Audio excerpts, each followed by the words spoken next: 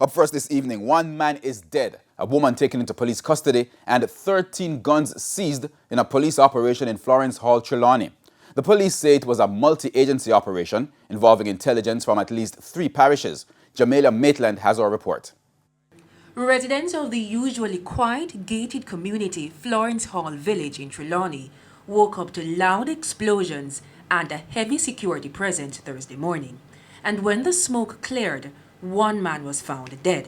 He's been identified as 36-year-old Kevin Lenny Carpenter, who, according to the police, is no stranger to them.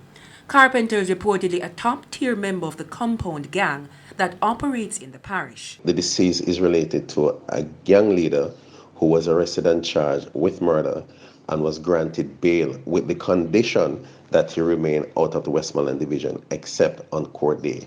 And the address given as his condition of bail is the home address of the deceased in the fatal shooting this morning. A woman and 2 children were also found in the home. They were not physically harmed. But that wasn't all. The police found a suitcase of high-powered weapons. The guns were disjointed and had to be reassembled. The result? 10 rifles, 2 submachine guns, and a pistol along with a cache of ammunition.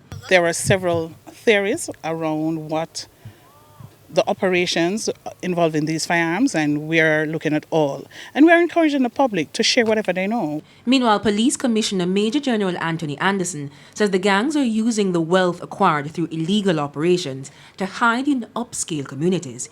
He said the criminal networks have far advanced and are being financed by overseas players as well. Gunmen are moving uptown.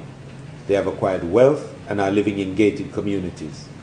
This is why it is important for persons, even in upscale communities, who see strange activities or persons to provide information to the police. Thursday's seizure brings to 91 the number of illegal firearms seized by the police since the start of the year.